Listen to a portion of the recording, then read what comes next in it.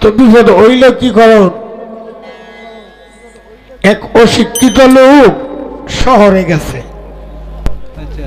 তো শহরে গেছে বেটার, হঠাৎ করে পায়খানা ধরছে। এখন শহরে তো প্রত্যেকটা রুমের নাম আছে, এটা ড্রয়িং রুম, এটা বাথরুম, এটা এই রুম, এটা এই রুম। ওর বেটা তো এটা ভরতে জানে না।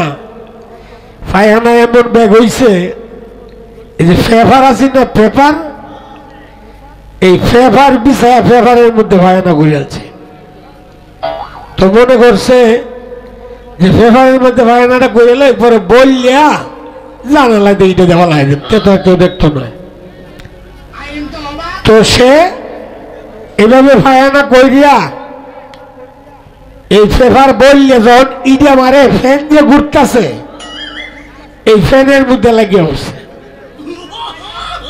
লাগিয়ে তো সারা ঘর একটু একটু একটু একটু করে ছিটায় পড়ছে। হ্যাঁ কইতেছে রে, আগে আসিন টুপলা বান্ধা, এটি তো ভালো আছি, এমন যে কামটা করলাম এমন এটি চিন্তা করা। দৌড়িয়া বাইর হইছে, মেথর কোনানো পাইব।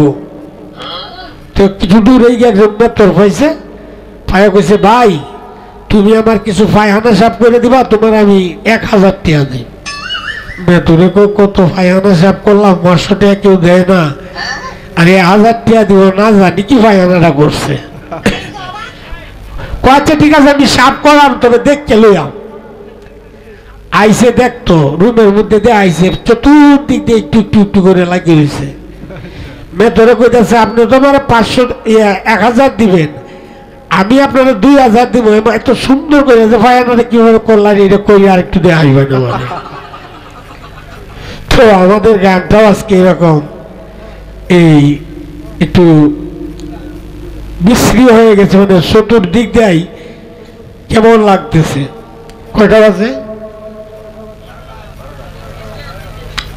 আচ্ছা 12টা যেহেতু বাজে অসুবিধা নাই, আপনাদের মনের আশা পূর্ণ হবে যেহেতু আছি।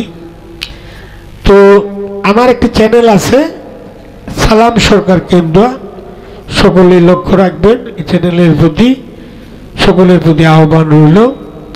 আর একটি কথা জানাই, এই যারা মোটরসাইকেল ভাড়া পান, আমি ভাড়া মোটরসাইকেল এনেছিলাম, তার একটু অসুবিধা হয়েছে, সে চলে গেছে। আমি কালকে মোহনগঞ্জ যাব সকালে, যদি কোনো ভাড়াটিয়া মোটরসাইকেল ভাই থাকেন তাহলে আমার সাথে একটু যোগাযোগ করবেন। ধন্যবাদ সবাইকে। তো এমন কি এই লালন গীতি গান না অন্য গান? আবৃত্তি মিশে, আচ্ছা মিথ্যা থাকলে হয়েছে।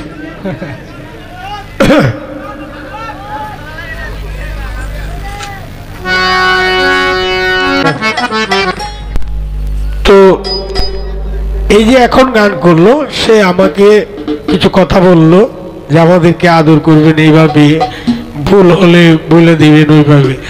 আমি তো তোমাদের উদ্দেশ্যে কোনো কথা বলি নাই, তোমাদের উদ্দেশ্যে তোমরা কি খারাপ গাইতেছো না ভালো গাইতেছো আমি তো কোনোটাই বলি নাই তোমাদেরকে। কারণ একটাই, কারণ হলো তোমরা শিক্ষার পথে আছো। আমি যে শিক্ষা করে শেষ করে ফেলছি তাও না, শিক্ষা হলো জন্ম থেকে দুলনা পর্যন্ত, কবর পর্যন্ত। তো আমি তোমাদেরকে কিচ্ছু বলতে পারি না, কারণ তোমরা অনেক ছোট, তোমাদের শিক্ষার সময় তোমরা ভালো করে গাও, এটাই আমি চাই। আর তোমাদের উদ্দেশ্যে আমি কি বলবো, আমি যে কিচ্ছা বলছি, কিচ্ছাটা বলছি এই কারণে যে পায়খানা করে দিলাম, চতুর্দিক দিয়ে পড়ে একটা যাও খিচুড়ি লাগিয়ে পড়ছে, আমাদের গানটাও এরকম একটা যাও খিচুড়ি লাগিয়ে পড়ছে। আর এই জন্য আমি কিচ্ছাটা বলছিলাম, আর এই কিচ্ছাটা তোমাদের উদ্দেশ্যে না, তোমরা দুজনের উদ্দেশ্যে আমি কিচ্ছা বলি নাই।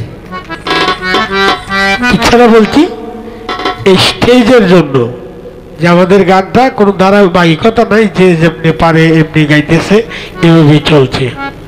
বাউল গান তো মূলত দুইটা পালা নেওয়া হয়, সে পালা অনুসারে গান হয়।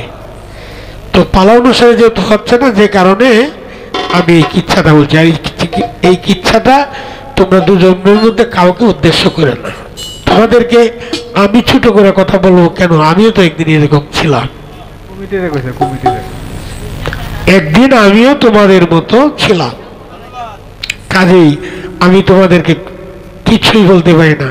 বলতে পারি এটা উপদেশ দিতে পারি, আমি যেহেতু তোমাদের বড়, তোমাদেরকে বলতে পারি এই রাস্তায় না ওই রাস্তায় যাও, ওই রাস্তাটা ভালো আর ওইটা হলো মন্দ, আমি এইটুকু বলতে পারি।